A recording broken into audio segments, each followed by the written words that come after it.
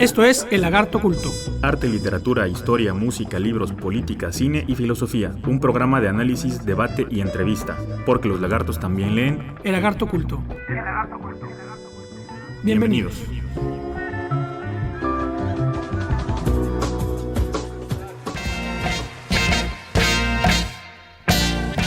Hola, ¿cómo les va? Bienvenidos a otro programa de Lagarto Culto, aquí por Sintonía Notable del 102.5 de FM. Yo soy Ismael Carballo, me da mucho gusto saludarlos. Saludo también a mi querido compañero y amigo Iscoatl Jiménez. Ico, ¿cómo te va? ¿Qué onda, Ismael? Muy bien, listos aquí en esta noche. Otro programa de Lagarto Culto para tratar temas de relevancia política y también pues cultural y artística para ustedes. Ahora es imposible no hablar un poco sobre esto porque se situó, creo que estalló hace la semana pasada o hace unas par de semanas. O 15 días. Más hace 15 días. Y pues otro escándalo más de corrupción a nivel internacional. Se trata de los papeles de Panamá o Panama Papers. Ya digo, es algo de lo que no se puede, que no se puede eludir hablar de ello, pero es muy problemático. Es muy problemático hablar de esto porque se trata del tema de la corrupción que está en todas las discusiones, en todas las campañas, tanto gubernamentales como de los partidos políticos, no nada más en México, sino en general, en el mundo. La corrupción prácticamente pareciera que ha desplazado a cualquier otra problemática política o pública a ser resuelta por programas de gobierno o por partidos políticos. Los institutos de transparencia o la sociedad organizada pide que los funcionarios públicos hagan declaraciones de su fortuna o de la no fortuna. En fin, hay aquí toda una agenda política, ideológica, que se tiene que abordar. Y eso es lo que queremos hacer ahora, porque con esto de los papeles de Panamá, pues otra vez estalló el escándalo. Pero pues yo, desde que tengo memoria política, digámoslo así, pues es cuestión de tiempo de que aparece un escándalo, y luego aparece el siguiente, y luego otro más, y otro más, y otro más. Entonces, estamos ante un problema que parece ser que no va a desaparecer, y esto nos pone ya en un problema crucial, que es, ¿se puede pedir que desaparezca la corrupción o se puede administrarla más o menos? ¿Se puede exigir justicia absoluta o solamente parcial? ¿O para unos sí, para otros no, etcétera? Este es ya un problema que vamos a abordar. Así que bueno, pues no sé qué comentarios te sugiera esto de los papeles de Panamá. Ico. Sí, mira, quizá antes de entrar de lleno para desarrollar los temas y empezar aquí las reflexiones y el debate, me gustaría dar algunos datos nada más respecto a lo que ocurrió justamente hace algunas semanas. Solamente para poner algunos elementos y un poco de información para el público. Los papeles de Panamá constan de 11.5 millones de documentos internos del despacho de abogados panameño Mossack Fonseca. Esta información fue, digamos, publicada y sistematizada por un equipo de más de 370 periodistas de alrededor de 100 medios de comunicación en 76 países. Bien, es importante, por ejemplo, señalar que los documentos abarcan casi 40 años, ¿no? De trabajo interno de esta firma, que van desde el año 1977 hasta diciembre del 2015. Esto no tiene nada que ver con Wikileaks, ¿verdad? No. Digamos que únicamente se menciona en Wikileaks y lo hecho por Edward Snowden como referencia, porque en cantidad de información no tiene ni comparación ni lo de Wikileaks ni lo de Snowden. Esto es, no sé, 20, 40 veces más. Pero es un caso similar, es decir... Es un caso similar, es filtración de la información, exacto, así es, okay. ¿no? Que se pone, digamos, de manera pública para el uso de los medios de comunicación y para el análisis y el escrutinio de parte de la opinión pública, ¿no? Dentro de los documentos se encuentran correos electrónicos, cuentas bancarias, bases de datos, pasaportes, registros de clientes del despacho, y se revela información oculta, y esto es importante mencionarlo, de 214.488 sociedades offshore conectadas con más de 200 países, ¿no? Ahora bien, ¿qué es Mossack Fonseca? Es una firma de abogados que se crea en Panamá en el año de 1986 y que tiene presencia en todos los continentes. Tiene sedes europeas en Londres, Luxemburgo, Suiza, Malta y Gibraltar. Y se especializa en derecho comercial y en la creación de estructuras internacionales. Es el segundo bufete de Panamá por incorporación de sociedades en el registro mercantil y una de las 5 mayores firmas del mundo en creación de compañías offshore. Más adelante voy a explicar un poco a qué se refieren con sociedades offshore. Ahora bien, para los que preguntan cuál es el escándalo, ¿no? ¿En qué consiste el método de trabajo de Mossack Fonseca? Básicamente son 6 pasos. La primera tiene que ver con la inquietud de una persona de abrir una cuenta que no lo vincule directamente. ¿Qué quiere decir? Ya hay una intención de entrada de que no se sepa de dónde viene el ingreso. Esta persona contacta a Mossack Fonseca a través de un banco o un despacho de abogados. El siguiente paso es que Mossack Fonseca crea una sociedad o un entramado empresarial o una sola empresa en cualquier parte del mundo. La da de alta como persona moral ante las instituciones de Hacienda. Posteriormente, el despacho investiga al cliente para asegurar que el dinero no tenga un origen ilícito. Sin embargo, recordemos que la persona contacta al despacho a través de un abogado o de otro despacho de abogados. Lo único que se investiga es el banco o el abogado intermediario, no directamente a la persona, por lo cual no se puede saber el origen del recurso con exactitud. Posteriormente, Mossack Fonseca lo que utiliza son testaferros o representantes que permiten que alguien del propio bufete de abogados aparezca como accionista, director o presidente de la empresa que ellos mismos crearon. Y por último, a través de estas cuentas, de estas empresas, se abren cuentas a nombre de las sociedades creadas. Entonces, digamos que es la manera y es el modus operandi de este despacho de abogados justamente a solicitud de los clientes, ¿no?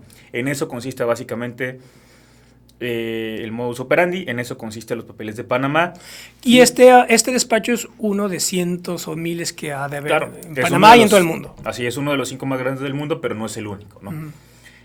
¿Cuál es la importancia y por qué tanto escándalo? Bueno, porque se vincula primeros mandatarios. El presidente de Islandia acaba de dimitió incluso en Chile, quien era el presidente de una organización que justamente se encarga de impulsar reformas legales para la transparencia y la rendición de cuentas. Hay cuestionamientos a funcionarios públicos del gobierno ruso, del gobierno chino, de aquí de Estados latinoamericanos también, por supuesto en México. Hay futbolistas, hay cineastas, hay actores, o sea, sale gente de todos lados. Almodóvar, Messi. Hasta Almodóvar y Messi, ¿no? Y aquí creo que hasta Edith González, por poner algún ejemplo, que es la ex esposa de Santiago, ex pareja de Santiago Krill, ex secretario de Gobernación. Entonces, bueno, por eso el revuelo, por eso el escándalo. Ahora, es importante señalar que si bien es cierto que Mossack Fonseca se especializa precisamente en crear ese tipo de sociedades, no necesariamente lo que se realiza es ilícito. En el caso del presidente de Islandia quedó muy claro. El propio periódico The Guardian publicó una nota justamente diciendo, en estricto sentido, de acuerdo a las leyes del propio país de Islandia, lo que el señor hizo no es ilegal. Sin embargo, dimite por la indignación de una sociedad que empieza a reclamar sobre la intención del presidente de esconder su dinero y de no declarar realmente lo que tiene en las cuentas. Y además viene el conflicto de intereses porque la compañía que se crea, esta sociedad offshore, tiene a su esposa como representante y es una de las beneficiadas a través del rescate que se hizo a los bancos. Entonces, por eso es, digamos, importante entender la magnitud del escándalo y sobre todo entender que también hay que analizarlo en cada contexto específico, ¿no?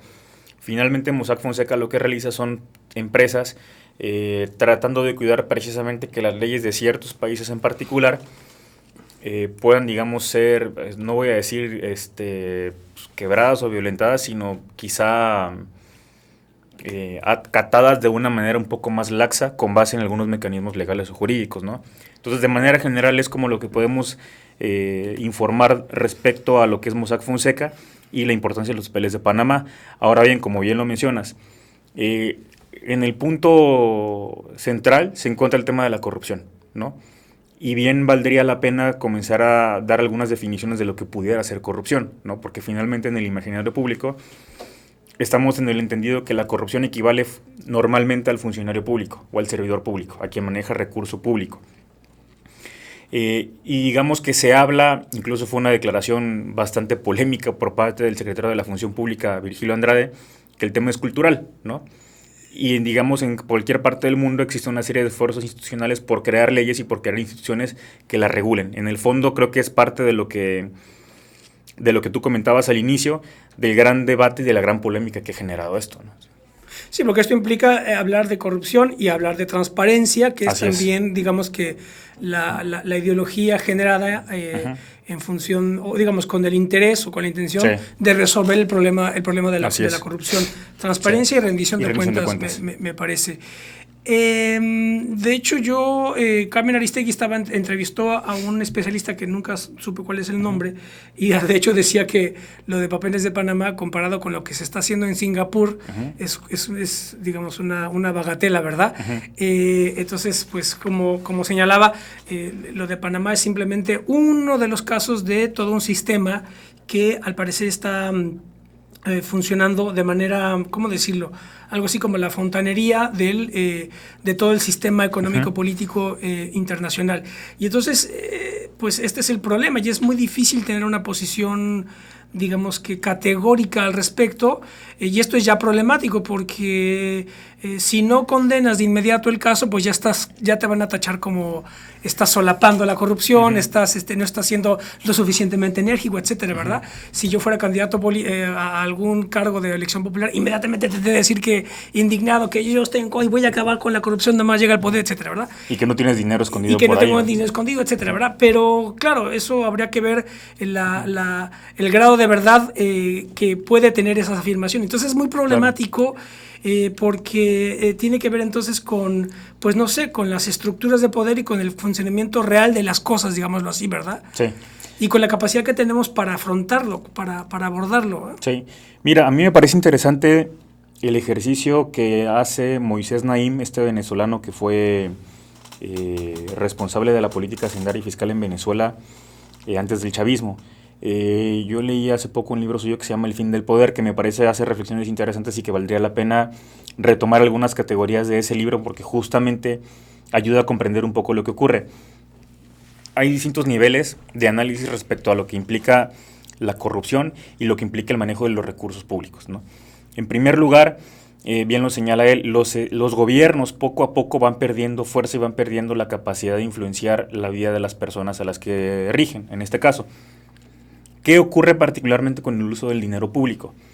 Si bien es cierto que ya los gobiernos no son los actores centrales, digamos, en este mundo cada vez más liberal, han creado estrategias precisamente para no perder el poder o para, digamos, expresar su poder de una manera distinta.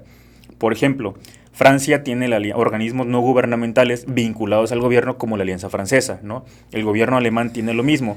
A través de ciertas agencias se difunde la cultura, se difunde el idioma y se difunde también la agenda política de estos países. Reciben recurso público, pero también reciben recursos de otras fundaciones y de organizaciones similares. Esto es importante porque eso implica que ya no lo manejan únicamente los secretarios o los ministros, ¿no? Entonces, número uno, ahí pudiéramos estar analizando una primera concepción de corrupción, ¿no? ¿En qué sentido? En que tú puedes desviar recurso público como gobierno finalmente a través de estos organismos para influenciar decisiones en otros países. Es un poco lo que pasa con Corea del Sur y Corea del Norte, ¿no? Corea del Sur está abriendo una serie de oficinas en ciertas partes de Asia precisamente para difundir su cultura. Meten telenovelas, meten música. Corea del Sur. Y, digamos, de manera velada viene el cuestionamiento de lo que ocurre en Corea del Norte. Esa es una. Vamos a hacer un corte. ¿Tenemos que ir a un corte comercial? Ok, perfecto. Vamos a hacer un corte y al regresar continuamos con este tema de los papeles de Panamá, porque los lagartos también leen. El lagarto oculto, ya volvemos.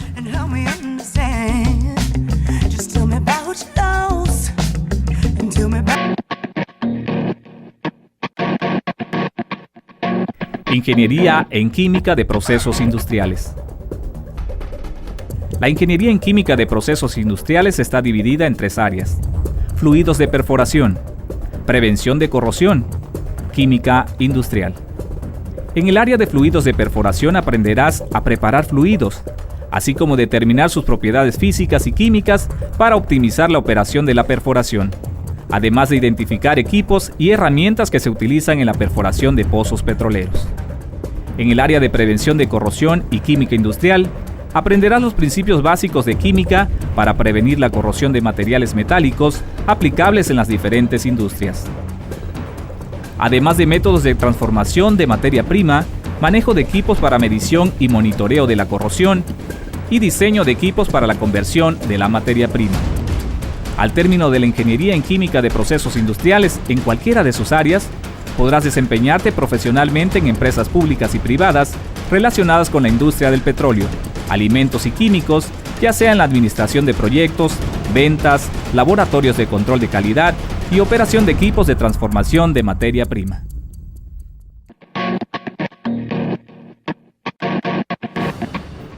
Licenciatura en Gastronomía. En esta carrera aprenderás técnicas de cocción, montajes y estandarización de platillos, producción de alimentos a gran escala, logística de eventos gastronómicos, servicios de alimentos y bebidas, catas de vino, maridaje, repostería, cocina internacional, diseño de menús, diseño de cocina y manejo higiénico de los alimentos. Podrás desempeñarte profesionalmente en restaurantes, hoteles, cruceros, comedores industriales, comedores escolares, supermercados, panaderías, pastelerías, realizando consultorías como chef instructor o creando tu propia empresa.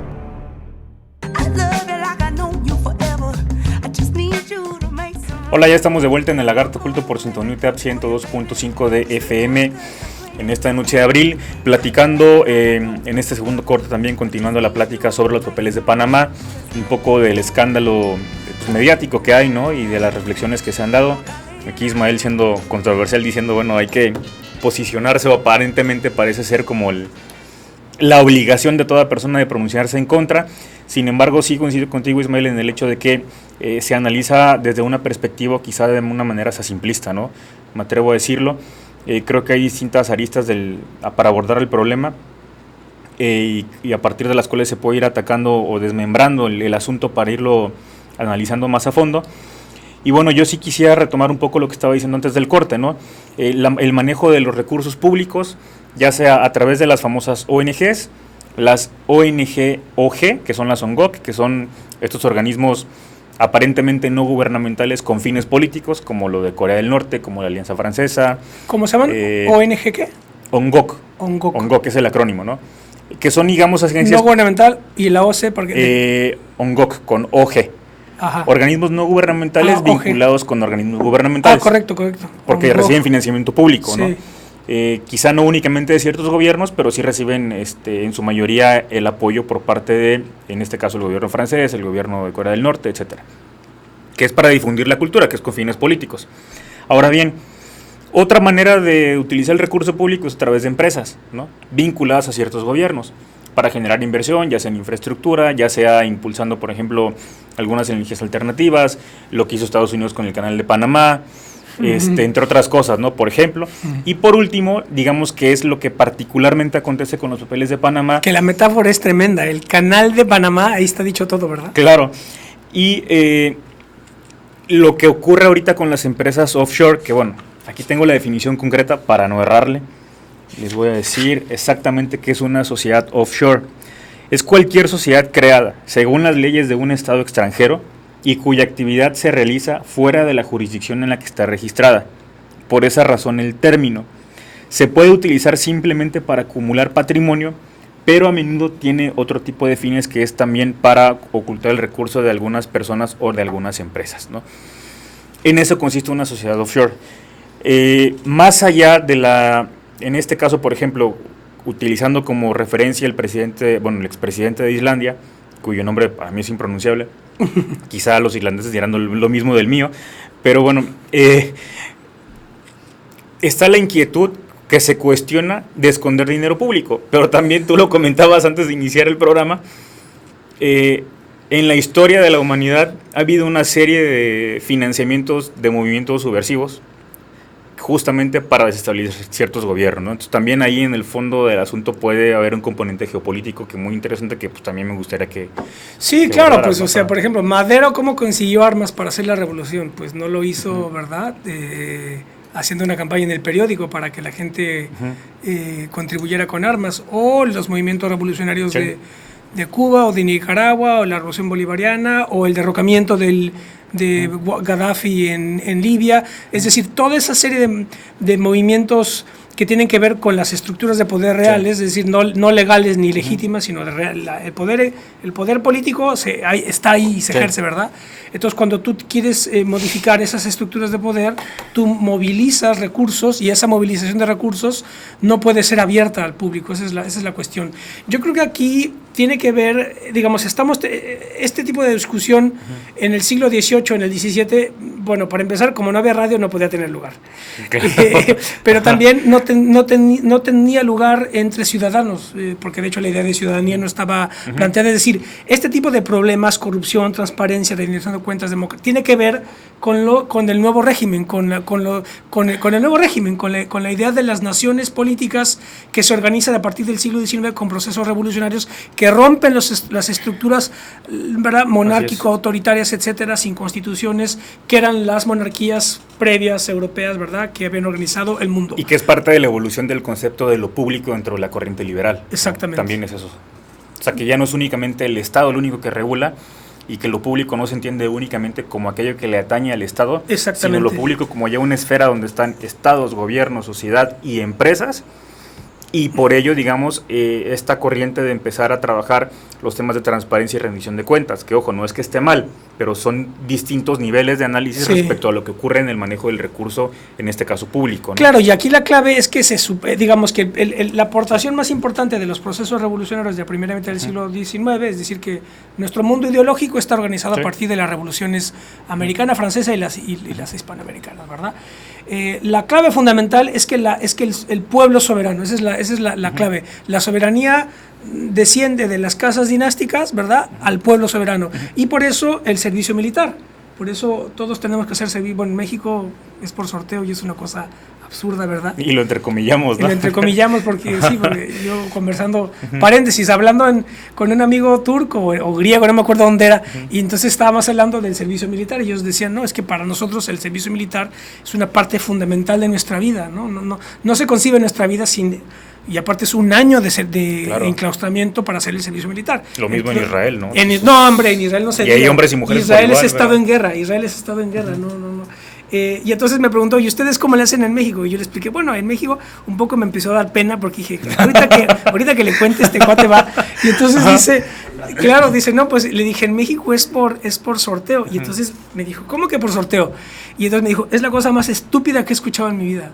Ese me lo dijo en buen plan, pero daba cuenta de la diferencia, ¿verdad?, entre un país como Turquía o Grecia, que su historia no se entiende sin la guerra, ¿verdad?, al día de hoy, y pues ahí el mexicano que pues por sorteo hacemos el servicio militar, bueno, bien.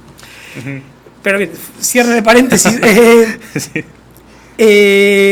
Pues me perdí, ¿qué estaba contando? Estabas hablando de... caray.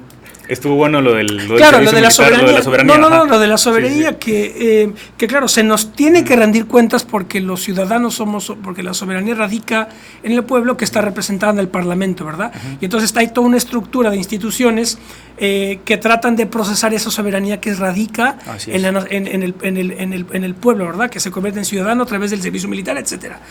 Pero claro, estos son planteamientos ideológicos que se pusieron en circulación a partir del siglo XIX y que recorren nuestra historia y llegan hasta ahora. Pero eso no significa que la realidad política esté cifrada en esa. Eso es un debate ideológico que está ahí puesto en circulación, ¿verdad? Pero eso no significa que la realidad se ajuste a esos planteamientos ideológicos. ¿Por qué? Pues porque lo que se observa, y es como yo aproximo el problema de los papeles de Panamá y esta cuestión de los paraísos fiscales, etcétera, lo que yo observo es que las grandes potencias, los grandes imperios siguen colisionando, y es esa colisión, ese enfrentamiento a muerte, esa dialéctica, digámoslo así, entre esos grandes imperios, lo que está explicando que se filtren ciertas informaciones, ciertas carpetas, ciertas cuentas bancarias y no otras. Ese sería digamos, el análisis que yo hago. Aquí se tiene que ver que está filtrándose cierta información y no otra, porque al parecer entiendo que lo que está detrás de alguna manera es el ataque a Rusia, involucrar a Putin, algo así. Entonces, China también. Porque por ahí alguien escribía que había interés en desarrollar un canal parecido pero en Nicaragua, ¿no? Sí. Sí, coincido contigo, y quizá los medios se han dedicado más a abordarlo desde el punto de vista de la transparencia y rendición de cuentas, que insisto, yo considero que es necesario el tema, pero creo que por lo menos no recuerdo ninguna columna o ningún espacio en algún medio donde estén platicando un poco respecto a ciertos intereses que pudieran haber estado ubicados o identificados plenamente con algún gobierno, ¿no? ¿Por qué? Y pongo particularmente el caso de México. Y aquí es donde creo que se ha quedado la discusión y digamos, esta correspondencia y dimes y diretes entre algunos medios de comunicación junto con algunos gobiernos y algunos empresarios y el propio despacho Mossack Fonseca. Particularmente aquí en nuestro país, justamente la semana pasada el Senado inició las mesas para debatir la creación de la Comisión Nacional Anticorrupción. Precisamente, ¿no?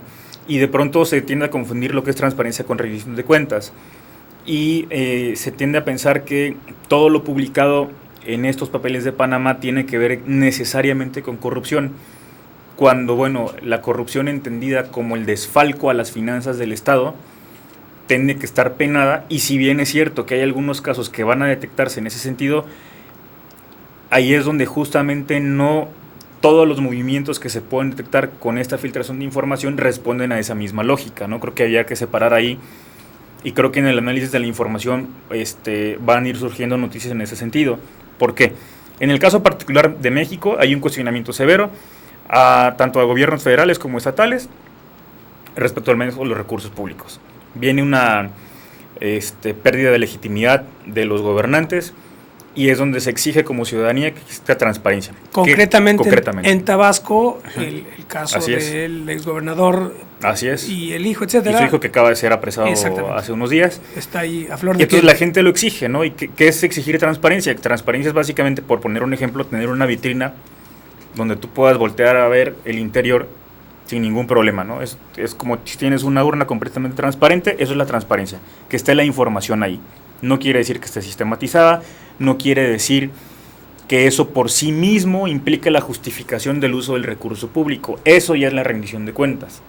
Es, por ejemplo, si tú estás considerando realizar una obra pública con 100 millones de pesos en lugar de 50 millones de pesos, tú tienes que justificar el por qué. Hubo un caso similar, no recuerdo la verdad en qué estado, donde se tuvo que utilizar recurso público en una emergencia para comprar garrafones. Dijeron que gastaron dinero para comprar garrafones de agua en 150 pesos. Y, por ejemplo, el garrafón en precio normal estaba como en 20, 30, ¿no? Por poner un ejemplo. Inflaron el precio. Pero ahí es justamente donde viene el cuestionamiento del gobierno, y el gobierno dijo, sí, espérame, o sea, por transparencia yo subí las facturas donde compré estos garrafones de agua y donde le pagué a la empresa tal cantidad de dinero. Donde viene la parte de la rendición de cuentas, es donde este gobierno dice, lo tuve que hacer así porque la empresa tuvo que contratar helicópteros y lanchas para poder llevar los garrafones de agua en una zona donde la gente estaba completamente aislada y donde era necesario. Entonces ahí viene la diferencia, por poner un ejemplo muy sencillo, entre lo que es transparencia y rendición de cuentas. Eso es en la lógica de lo que el gobierno como tal tiene que cumplir a partir de la demanda ciudadana sobre entender para qué se utiliza el dinero que se recaba con los impuestos. Esa es una cosa. Y la otra tiene que ver justamente con lo que platicabas tú, ¿no? O sea, con digamos, ya un juego geopolítico que va a otra escala, ¿no? Que va en una dimensión completamente distinta.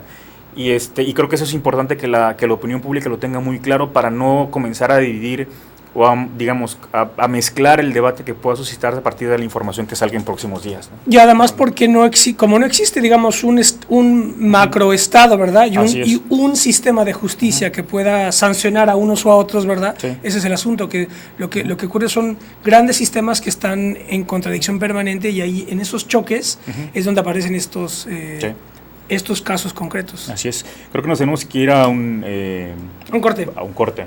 No. Vamos a hacer un corte promocional. Ya le voy a decir, exactamente, estaba buscando la palabra, a un promocional.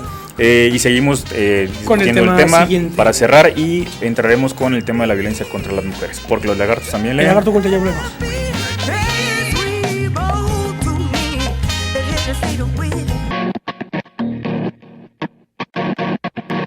Ingeniería en procesos bioalimentarios. En esta carrera aprenderás a realizar e interpretar análisis físico-químicos, microbiológicos, sensoriales y nutrimentales.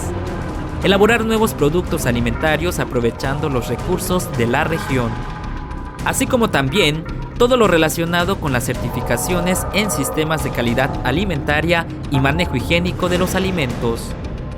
Podrás desempeñarte profesionalmente en las diferentes áreas de las empresas públicas o privadas relacionadas con la industria alimentaria, tales como laboratorios de análisis de los alimentos, líneas de producción de alimentos, consultoría sobre los sistemas de calidad alimentaria de los productos agroalimentarios, desarrollo de investigación de nuevos productos y en la creación de tu propia empresa.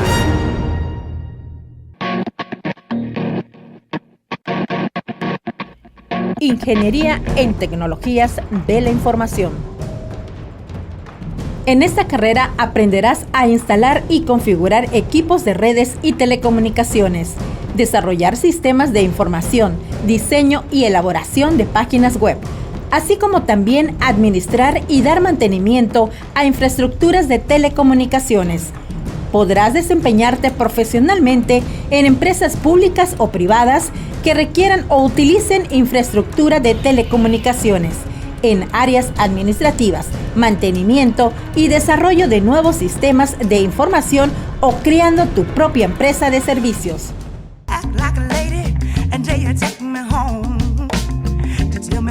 Ya estamos de vuelta, esto es El Lagarto Oculto, aquí por Centinela del 102.5 de FM. Bueno, pues hemos hablado sobre los papeles de Panamá. Esto no es ni un tribunal ni una comisión anti nada, ¿verdad? Sí. Entonces no puede ser resolutivo todo lo que decimos aquí. Solamente tratamos de aproximarnos a las cosas, ofrecer algunas variables, algunos criterios, unas diferenciar escalas de análisis y bueno, pues ahí dejar la cosa, ¿verdad? Y a ver cuál es el curso en donde desemboca todo, habría que ver, ¿verdad? Sí. Son escalas de poder que prácticamente estamos desbordados por miles de leguas, así que habrá que ver qué es lo que ocurre con todo esto. Sí. Dejémoslo ahí y hay otro tema que tenemos aquí sobre la mesa. Bueno, antes de entrar nada más, sí vamos a estar invitando expertos en tema de transparencia y rendición de cuentas también para que nos hagan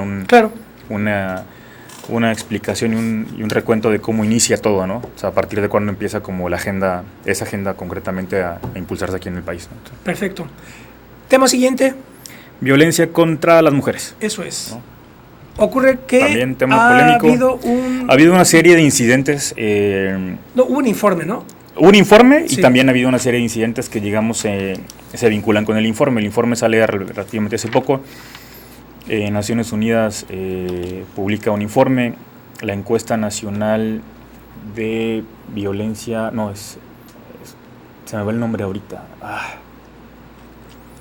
Hay una encuesta nacional que revela datos específicamente en torno a la violencia contra las mujeres. Tiene un nombre muy específico, no recuerdo cuál es. Y dan cifras alarmantes, ¿no? Por ejemplo, a mí el que más me impactó es que 63 de cada 100 mujeres han padecido algún tipo de violencia en el país, ¿no? Sí. Y que aproximadamente en promedio ocurren 4.6 violaciones a diario en México. Entonces son cifras espeluznantes porque ponen realmente, digamos, en la mesa que finalmente, más allá de que se actualicen legislaciones y de que se creen comisiones y de que se realicen una serie de políticas afirmativas para dar a las mujeres mayores espacios, en el fondo sigue habiendo una concepción de la mujer que, me atrevo a decirlo tal cual, le quita su carácter de persona y la cosifica y la objetiviza, ¿no? Entonces, a partir de ello viene un incremento en la violencia, también por otros fenómenos que me gustaría abordar después, pero es preocupante. Bueno, ¿y por qué toma relevancia? En general es un tema fundamental. Pues más de la mitad de la población en el país son mujeres, simplemente por esa sencilla razón, pero también porque últimamente en los medios, particularmente en los últimos 2 meses, ha habido una cobertura mediática respecto a 2 asuntos fundamentales que ponen en ejemplo lo que ocurre y, digamos, la preocupante normalización de esta violencia en contra de las mujeres, que es el caso de la periodista Andrea Noel, que fue agredida en una calle en la colonia Condesa, donde va caminando, y un tipo le levanta la falda y le baja la ropa interior en plena calle, y está periodista grabado. Periodista. Ella denuncia y empieza a recibir una serie de ataques en sus cuentas de redes sociales mete la denuncia y comienzan a acusarla a tal punto que le empezaron a tomar fotografías en los lugares donde se encontraba y amenazas de que iban a haber agresiones y que iban a haber violaciones hacia ella, ¿no? Por parte de hombres, agresión por parte de mujeres y sobre todo siempre utilizando el argumento de es que para qué te vistes así, por qué no te cuidas, etcétera, ¿no? Y por qué vas sola. Y el segundo caso, que es por todos conocidos, el de Dafne Fernández, que es esta chica menor de edad que fue violada, bueno, que tiene una acusación de violación en contra de 4 jóvenes en Veracruz. 3 de ellos, tengo entendido, ya están fuera del país. Uno se encuentra en Bilbao, uno en Canadá, el otro no recuerdo en qué ciudad. Y ha sido un tema sumamente polémico porque la Fiscalía del Estado de Veracruz ha actuado con pues una velocidad realmente que deja mucho que desear para la importancia del caso, sobre todo por los canales que se utilizaron. Ha habido un debate también importantísimo respecto a por qué no se puso una denuncia judicial antes, una denuncia penal, perdón, y por qué se utilizaron las redes sociales para hacer la demanda. Y bueno, hay una serie de discusiones ahí que se dan y que se van vinculando justamente con eso, ¿no? Entonces, por eso estos informes son muy relevantes y sin lugar a dudas son temas muy polémicos que también tienen varios niveles de análisis, ¿no? Entonces, claro, vale la pena comenzar con eso. Sí, porque habría que aquí como dices, distinguir planos. Primero, cuando se habla de violencia, pues distinguir violencia física, violencia sexual y la violencia psicológica, que es la que se maneja, pero también creo que la violencia económica. Y patrimonial, así es. Y patrimonial. Ahí empieza a haber ya un problema porque, se quiere, desde ciertas perspectivas o en ciertos casos, se quiere considerar a cualquier relación o a cualquier contacto no armónico como violento, ¿verdad? Eso me parece ahí no sé si me explico. ¿Cómo? A ver. Sí, a veces parece ser Ajá. que cualquier controversia, cualquier discusión es susceptible de ser analizada como violencia ejercida contra una persona, etcétera, ¿verdad? Okay. Y entonces ahí, claro, dices, hombre, si en la vida está llena de contradicciones y entonces todo el tiempo tú tienes que estar peleándote por una u otra cosa, ¿verdad? Entonces Ajá. ahí eso es un problema, por un lado. Por el otro que veo que el problema de la violencia contra la mujer tiene que verse desde distintas perspectivas. Primero, la dialéctica feminismo-machismo, es decir, ¿qué piensa una mujer feminista, digámoslo así? ¿O qué se piensa desde el feminismo? Y además hay feminismos, entiendo, ¿no? Moderados o radicales, ¿verdad? Uh-huh. ¿Y qué se piensa desde el machismo más cabrío y más estúpido y más, ¿verdad? Bochornoso, ¿verdad? De rancho, etcétera. Eso va a estar bueno, ahorita te respondo. Así que habrá que ver qué piensa un macho, ¿verdad? Sí, uh-huh. ¿Verdad? Casi semianalfabeto, etcétera, ¿verdad? ¿Qué piensa de la violencia? Y hay mujeres machistas también, ¿eh? Claro, o sea, que creo que es lo del embrismo. Mujeres machistas. Claro. Sí, bueno, ahí aclaro un punto que es fundamental. Sí, a ver. En primer lugar, hay que dejarlo muy, muy en claro. Feminismo no es equiparable a machismo. El machismo es una actitud específica de los hombres y mujeres que son violentos en contra de las mujeres y que ejercen actos de discriminación de manera concreta.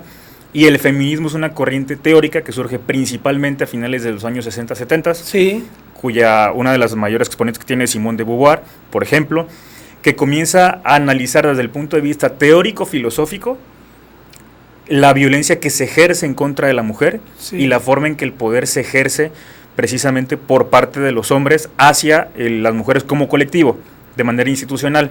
Entonces el feminismo es una corriente teórica. Ahora bien, ¿cuál es el gran problema? ¿Y el embrismo? A eso voy. Okay. El embrismo o mujerismo es precisamente lo la contrafigura del machismo. Sería equivalente al machismo. Correcto, ¿por qué? Sí. Porque ahí es una perversión del objetivo del movimiento feminista. Por ejemplo, cuando se institucionalizan el Día de la Mujer y como en empresas y en gobiernos se celebran y te dan flores, eso es el mujerismo o el embrismo, porque estás celebrando de manera especial el sexo de un ser humano. Eso no es, el sexo es una cosa distinta a género. Ahora bien, tú no puedes celebrar a una mujer por ser mujer o a un hombre por ser hombre. Eso es un absurdo. Eso es justamente lo que critica el movimiento feminista. ¿En qué consiste el mujerismo o el embrismo? En apelar, por ejemplo, que es un discurso que muchas políticas han usado de mala manera, que las mujeres por ser sensibles, y lo entrecomillo, por ser multifacéticas o con la capacidad de hacer varias tareas al mismo tiempo, y lo entrecomillo. Que ese es un mito, porque el hombre claro, también, ¿eh? Y que son, digamos, las más aptas para cuidar a los hijos o como tienen experiencia en administrar las finanzas del hogar y del negocio, etcétera, son las más calificadas o pudieran dar un panorama distinto si llegan a ser, por ejemplo, cabezas de un gobierno. Ah, correcto. Eso es el embrismo, eso es el mujerismo, ¿no? Ajá. O que decir que las mujeres, porque han aguantado más, tienen mayor capacidad de resistencia y que por eso, o sea, eso es una perversión, ¿no? Por eso no es un contrasentido que existan hombres feministas y mujeres feministas, pero también hay mujeres machistas y hombres machistas que son los que van reproduciendo justamente, en términos culturales, la educación que se ha dado, que por ejemplo es la que estereotipa a la mujer en ciertas acciones, ¿no? Como el ser madre, que esa maternidad se vaya reflejando en ciertas actividades, por ejemplo, ¿no? Es muy sintomático que la mayor parte del servicio doméstico en el país sean mujeres y no hombres, ¿no? ¿Por qué? Porque en teoría las mujeres son las que saben más del hogar, y lo entrecomillo, digo en teoría, no me vayan a atacar saliendo del programa de radio. Entonces, eso es fundamental entenderlo, ¿no? El feminismo es una corriente teórica y filosófica, y el embrismo o machismo son actitudes que en el fondo promueven los estereotipos del sexo y de género. Claro, pero es que el otro par de términos que iba a hablar, ¿sí? Que iba a referirme era, primero, feminismo contra machismo, digámoslo así, sí. Y el otro es la masculinidad y la feminidad, digámoslo. Exactamente, ¿no? Que ese es otro punto fundamental. Que es lo que yo te he dicho, yo en otro programa dije. Yo no sí. soy feminista porque no me considero un machista o un macho bruto, pero me considero hombre, y defiendo mi masculinidad. Y en la mujer busco la feminidad. Claro, aquí está el tema de la homosexualidad, ¿verdad? Así es. La feminidad lésbica pues es distinta a la feminidad heterosexual, la masculinidad gay es distinta a la masculinidad heterosexual, ¿verdad? Así entonces es. ahí Sí, por supuesto. Están mezcladas las variables, pero y digamos hay que ponerlas por lo menos en el tablero. Y digamos que ahí es donde empieza la separación, ¿no? Claro. O sea, una cosa es el sexo, lo que biológicamente eres, sí. Después viene lo que psicológicamente ocurre, que en este caso, por ejemplo, la Academia, la Organización Mundial de la Salud, ya no dejó de considerar la homosexualidad como una enfermedad. Antes se consideraba una enfermedad, y lo borraron de la lista de padecimientos psicológicos, ¿no? Y otra cosa es el género, entendido el género como las cualidades o aptitudes que se van desarrollando tanto en hombres como mujeres y que pueden ser atributos atribuibles a lo masculino o lo femenino. Por ejemplo, no se trata de que un hombre se ponga una falda, se trata de que los hombres, digamos, hemos sido educados con un hermetismo respecto a nuestras emociones, y en ese sentido se habla un poco de que se logren, digamos, como adaptar ciertas conductas, o de flexibilizar más bien ciertas conductas de lo que se supone se da por sentado es lo femenino. Más bien aquí de lo que se trata en el fondo es, y que esos, digo, yo me formé particularmente en género, no se trata tanto de hacer esa dicotomía entre femenino y masculino, que biológicamente sí está dada. Se trata más bien de cómo formas a las personas en sí, ¿no? La educación que vas a dar tú a partir de lo que emocionalmente puede ser un individuo o una persona, y de lo que puede dar por sentado o no. Por ejemplo, el hecho de que una mujer sea independiente, o de que pueda practicar halterofilia, que es levantamiento de pesas, o que se dedique a las artes marciales, para algunos puede ser considerado una actividad netamente masculina, ¿no? Pero bueno, ahí tenemos el ejemplo de la luchadora Ronda Rousey, ¿quién es que fue campeona mundial de artes marciales mixtas, por ejemplo, ¿no? Normalmente está en un deporte que era considerado masculino, pero finalmente aquí se comienza a demostrar que físicamente las mujeres también están en igualdad de condiciones con los hombres. ¿Qué pasó? Resulta que ella sale, por ejemplo, un día de un bar, sale completamente sola, justo después de perder la pelea del campeonato. Se le acercan 5 hombres y le dicen: te vamos a violar. Y la mujer los mandó todos al hospital. Entonces ahí, por ejemplo, es un solo ejemplo que te ponen en entredicho ese argumento regular o recurrente de que las mujeres físicamente son más débiles que los hombres. Uh-huh. No. Si tú tienes el entrenamiento adecuado, puedes dedicarte a lo que quieras, ¿no? En ese sentido. Entonces, es un debate muy complejo y es muy fino el análisis que se tiene que hacer, y muy cuidadoso, porque justamente por eso caemos en extremos de lo que ocurre con mujeres que apelan a su sensibilidad como género, uh-huh, para, digamos, utilizarlo en discursos políticos para ganar ciertas posiciones. No, maestro, lo que están haciendo. Entonces, ahora en Barcelona, que ganó esta mujer, Ada Colau, No sé, sí, no estoy familiarizado que viene con de eso. Podemos, precisamente. Ajá. Y están cambiándole los nombres a las calles, todo lo ponen en femenino, todo, y entonces eso ya se convierte en una cosa... Eso es una perversión del lenguaje. Claro, que dices, ¿no? ¿a dónde vas a llegar Es como con escribir eso, todes o todos y X en lugar de una O o una A. Eso es un absurdo, ¿no? Claro. O sea, eso ya es, digamos, como la perversión justamente de lo que se busca en términos de la equidad. Pero bueno, creo que tenemos que ir a un promocional. Vamos a hacer un promocional y volvemos. Porque los lagartos también. El lagarto oculto.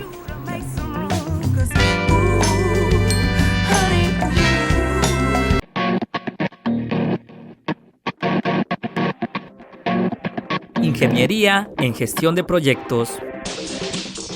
En esta carrera aprenderás a identificar oportunidades para la creación de nuevos negocios, realizar mejoras en las empresas establecidas, así como también formular planes de negocios para empresas nuevas e implementar estrategias que le permitan conseguir financiamientos para el desarrollo de nuevos proyectos. Podrás desempeñarte profesionalmente en instituciones que otorgan financiamiento a proyectos, agencias de publicidad, servicios comerciales de empresas industriales. Como profesionista independiente, con un alto sentido creativo y emprendedor.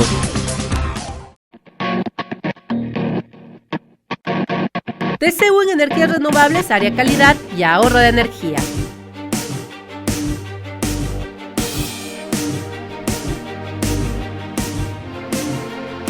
En esta carrera aprenderás a diseñar proyectos de energías renovables con base en un diagnóstico y recursos naturales del entorno para contribuir al desarrollo sustentable y eficiente de energía eléctrica.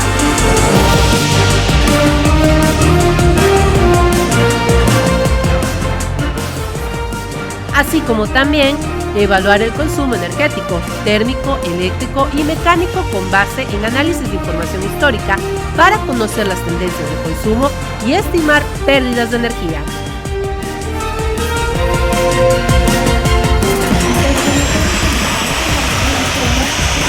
Podrás desempeñarte profesionalmente en empresas públicas y privadas que requieran asistencia en el desarrollo de estrategias relacionadas con el uso eficiente de la energía, al aprovechamiento de energías renovables y proyectos de características sustentables. En el sector industrial que requiera proyectos, estrategias y planes a favor de su economía empresarial.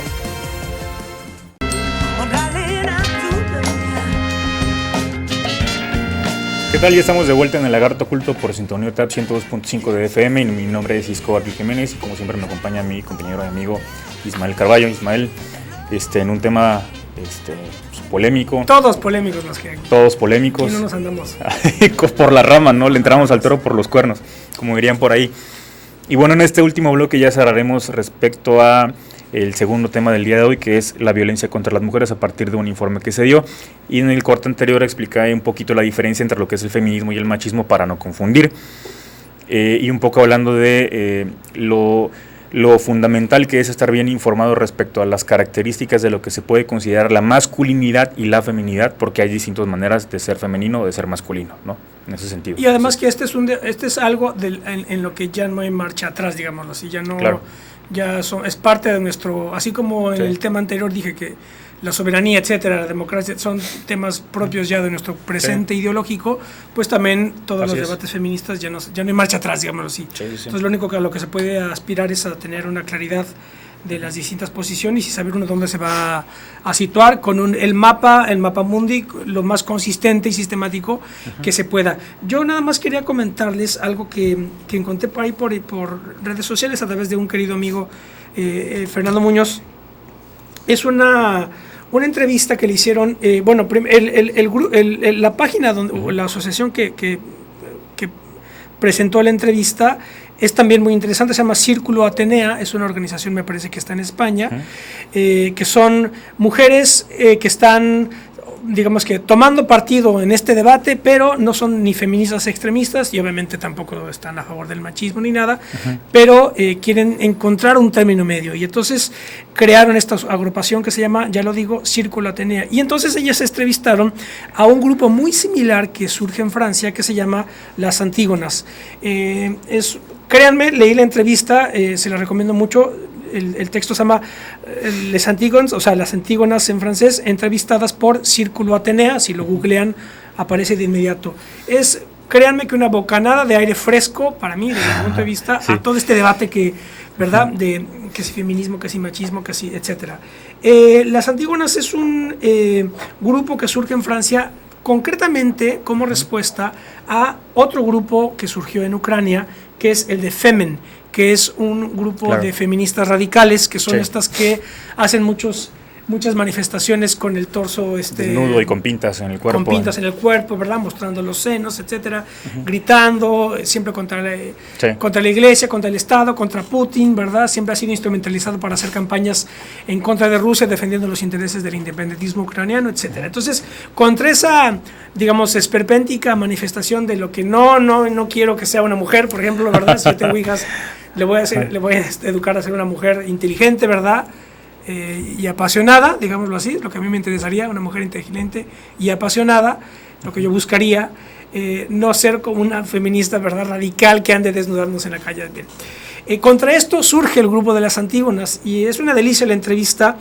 Parece que tienen todas formación clásica porque se la pasan hablando de Aristóteles o de Sófocles. Evidentemente, Antígona es la clásica tragedia de Sófocles, que plantea un montón de temas que están en la tradición occidental, que es la de la discusión entre legitimidad y legalidad. Antígona es la que, frente al designio de Cleonte, que quiere que no entierren a Polinices, su hermano, y que lo dejen ahí en la intemperie, que muera pudriéndose, ella va y lo entierra. Y entonces Cleonte la condena. Entonces ella rompe la ley y entierra a su hermano. Entonces por eso le llaman ellas a su grupo Antígonas. Y lo que buscan, voy a leerles rápido, si me permiten, creo que vale la pena que les lea rápido lo que plantean. Le dice, ¿cuándo nace su formación? ¿Cuál fue el detonante de su aparición? Etcétera. Y entonces dice, la agrupación de Antígonas maduró en mi mente a partir de los meses de enero. Bien. Quería crear un grupo de formación con el fin de dar las claves y las armas intelectuales a las mujeres de Francia para responder al feminismo extremista y ocupar su lugar en el ágora de la ciudad, ¿no? El ágora, ya está utilizando ahí términos clásicos, lo cual uno agradece. Queríamos apoyar el círculo de formación con un blog con el objetivo de publicar comentarios de la actualidad femenina, con artículos de críticos de la prensa femenina, de la pornografía, del capitalismo de la seducción. El capitalismo de la seducción. O sea, como que son críticas también de... En el marco del inicio del movimiento se concibió la operación de infiltración en Femen. Están haciendo política en serio. Que fue el verdadero comienzo del grupo y lo ha convertido en una organización muy grande. Mi reflexión empezó con la crítica a la pornografía desenfrenada o abierta que fluye en las revistas para chicas muy jóvenes. Es así como una cosa llevó a la otra y se decidió crear el grupo. Entonces la pregunta, ¿crees que son similares los propósitos de Atenea, de Círculo Atenea, con el de ustedes? Y dice que sí, creo que nuestros objetivos son similares. Nos organizamos para la segunda semana de octubre, la primera Ágora de la Feminidad. En esta ocasión vamos a dar la palabra a los oradores, pero también etcétera. Y entonces dice, queremos intervenir en el debate público para promover nuestra visión femenina y convertir la agenda liberal libertaria de la cual las mujeres son las principales víctimas. ¿No? Ahí está rompiendo. Si queremos combatir la agenda liberal libertaria de la cual las mujeres son las principales víctimas para mejorar a la sociedad en su conjunto. Queremos formar una generación de mujeres líderes en la acción social y política, haciendo valer la feminidad como una riqueza insustituible, complementaria con los hombres. Entonces busca la complementariedad, no la lucha de sexos, no hacer del hombre el verdugo de la sociedad, sino la complementariedad. ¿Sigo un poquito más? Sí, un poquito más, una más. ¿Por qué el nombre de Antígonas? Entonces dice, elegimos Antígona de Sófocles por la inmensa elección que conlleva, la preeminencia de la legitimidad sobre la legalidad.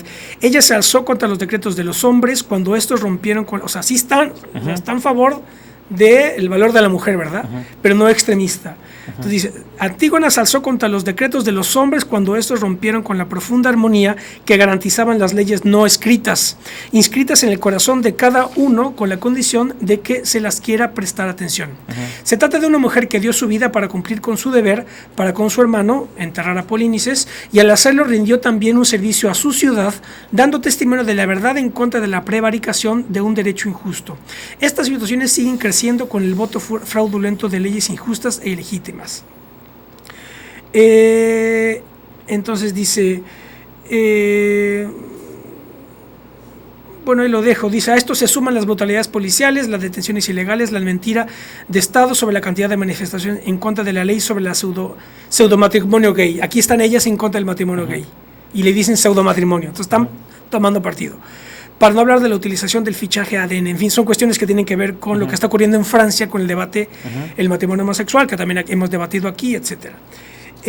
Ya lo dejo ahí para no extenderme leyendo estas cuestiones, pero recomiendo muchísimo la entrevista. Ya. Quizá aquí en Plaza Squad para que la revisemos y Sí, el próximo programa... El próximo para programa lo entrarle de discutimos lleno. porque lo voy a tener que cortar así muy... Sí, muy sí, abrupto, yo muy cuestionaría nada más atropelladamente, sí. lo que consideran ellos femenina, número uno, cuestionaría muchísimo el término de complementariedad. Creo que una cosa no complementa a la otra. Bueno, creo que una mujer no complementa a un hombre, ni viceversa. Sí coincido en la parte, pero me tengo que meter a leerlo bien, respecto a la agenda liberal, porque un poco yo pondría como ejemplo nada más, y lo dejo ahí para el debate, en la próxima ocasión. Dentro de la agenda liberal viene finalmente cómo se consumen las imágenes y cómo se cosifica el cuerpo de la mujer, y viene, por ejemplo, el por qué no hay un rechazo tajante a la manera en que se puede observar a una mujer independientemente de cómo vaya vestida y si le place ir desnuda por la calle, que lo puedo hacer sin ningún problema, yendo a un extremo, ¿eh? Y por qué, por ejemplo, se cuestiona que una madre amamante a su hijo en público, ¿no? Ahí nada más, por ejemplo, creo que es una perversión de la agenda liberal en ese sentido. Nada más para comenzar el cierre. Hay una diferencia importante entre empoderamiento de la mujer y la agenda de género. El empoderamiento de la mujer se desvirtúa muchas veces en el mujerismo, porque implica únicamente obtener ciertas posiciones de decisión sin que necesariamente exista una reflexión sobre el replanteamiento de los roles de lo masculino y lo femenino. Y ahí viene, por ejemplo, el exceso del machismo y de la misoginia, que justamente está en contra de la homosexualidad o del matrimonio entre personas del mismo sexo. Yo ahí estoy completamente a favor. Ahí podremos debatir en otros programas porque no nos alcanzaría el tiempo, pero sí quiero dejar en la mesa el hecho de que las mujeres, a partir del surgimiento del feminismo en los años 60, 70, comienzan a cuestionarse los roles tradicionales que les han sido asignados. Sin embargo, los hombres no. ¿Qué pasa? Y ahí viene una reacción, y por eso, y sí hay un estudio que por ahí les voy a buscar, que vincula el incremento de la violencia contra las mujeres precisamente por eso. ¿Por qué? Porque no solamente se incrustan en el mercado laboral y compiten por posiciones, Claro, no eso solamente entran en la parte económica y tienen mayor independencia, sino que también comienzan a tomar espacios de decisión que los hombres normalmente teníamos cooptados. Ahora bien, por ejemplo, eso se refleja en la violencia patrimonial. Violencia patrimonial. ¿Por qué? Porque en muchos lugares todo está a nombre del hombre. Cuando el hombre golpea a su mujer, incluso a manera de chantaje le dicen, pues vete a donde quieras, pero yo soy dueño de todo, y si no tienes casa, y si no te dan a los hijos, y si no te dan el dinero, ni siquiera tu propia ropa, pues qué es lo que hacen, ¿no? Aquí en Tabasco un caso muy particular en ese sentido. Ahora bien, esto es importante entenderlo porque empoderamiento no implica una reflexión profunda en contra de la violencia contra las mujeres. Yo sí considero que tiene que repensarse mucho lo que se conoce como masculino y femenino. ¿Por qué? Porque, por ejemplo, hay un video interesante por ahí que mi novia justamente subió el día de hoy, y le voy a preguntar de dónde es, porque viene la pregunta de los padres, por ejemplo, de qué opinan de la primera vez de tener una relación sexual de sus hijos. Y bueno, viene una especie como de hasta orgullo de, sí, y hay uno que dice, mientras más mejor, ¿no? Y luego les preguntan, ¿qué opinas de la primera vez de tu hija? Y viene, no, claro que no. Y hay uno hace una señal incluso como hasta de escopeta de que va a matar al primer fulano que se le acerca a la niña. Entonces, ahí, por ejemplo, viene un tema fundamental de, bueno, ¿por qué existe mayor libertad en ese sentido y mayor permisividad al hombre y no a la mujer? Y por qué incluso, por ejemplo, se da por sentado que el hombre tiene que ser el proveedor, que el hombre tiene que pagar todo, que el hombre tiene que llevar siempre la batuta, porque el hombre no se puede quedar en el hogar de pronto a cuidar a los hijos, ¿no? Que de pronto ha habido como ese cambio de manera paulatina, pero está incrustado dentro de dinámicas mucho más imperceptibles. Y me regresaría con esto nada más, porque no nos va a dar el tiempo, reflexionar sobre lo que es la violencia. Creo que tú lo apuntaste muy bien al principio del programa, del bloque, perdón. Se malinterpreta que la violencia es únicamente física y que únicamente es cuando llegas a los golpes o a los gritos o a una violación. Bueno, pero yo no lo dije, yo No. lo veo problemáticamente, o sea, no... No, claro, no. Me parece un abuso, porque Sí, entonces ya no puedes decir nada porque estás ejerciendo violencia. Pero... ¿Sí me explico? ¿Sí? Sí, pero hay maneras de ser violentos también, ¿no? O sea, digo, Claro. es como los estados, no tienes que ser una guerra para poder ejercer presión y violencia contra otra sociedad. Pero en este sentido, existe una serie de dinámicas mucho más sutiles que se denominan, un autor argentino los denomina micromachismos, Luis Bonino. Me parece un abordaje interesante el que realiza, porque es precisamente lo que dan por sentado hombres y mujeres que debe suceder y que siguen replicando ese tipo de dinámicas, que es justamente las que llevan a que existan argumentos en contra de la periodista Andrea Noel o de esta chica de Veracruz, Dafne Fernández, de que fue violada o que fue agredida sexualmente en la calle, solamente por su manera de vestir o porque se lo merecía o porque se lo buscó. Sí, claro, no se trata de eso. Eso es muy peligroso, pero nos puede dar el programa para, bueno, el tema nos da para muchos más Pues programas. vamos a tener que tratarlo en la siguiente porque ya se nos acabó. Pero sí lo para quería libros. dejar ahí, ¿no? Incluso... Sí, de hecho, bueno, Claro, sí. bueno, los emplazamos para seguir el tema Así es. la próxima semana. Así es. Invitamos a alguna amiga o alguna compañera que Voy a ver pueda- si logro contactar a la directora del Instituto de las Mujeres. He tenido la oportunidad de escuchar algunas conferencias, igual, y hay hombres aquí que trabajan el tema de las masculinidades, entonces me parece interesante eso, ¿no? pues ya está. A ver qué tal. Muy bien. Bueno, Tenemos que irnos porque se nos fue el tiempo. ya ni los libros. Ya ni los libros, Pero para está la bien, próxima. para que vean que nos apasionamos. Muy bien. Porque los lagartos también leen. El lagarto oculto, hasta la próxima. Esto fue El Lagarto Oculto, un programa de análisis, debate, cine, libros y entrevista. No dejes de sintonizarnos nuevamente a las 20 horas por Sintonía UTAP en el 102.5 de FM, porque los lagartos también leen El Lagarto Oculto. Hasta la próxima.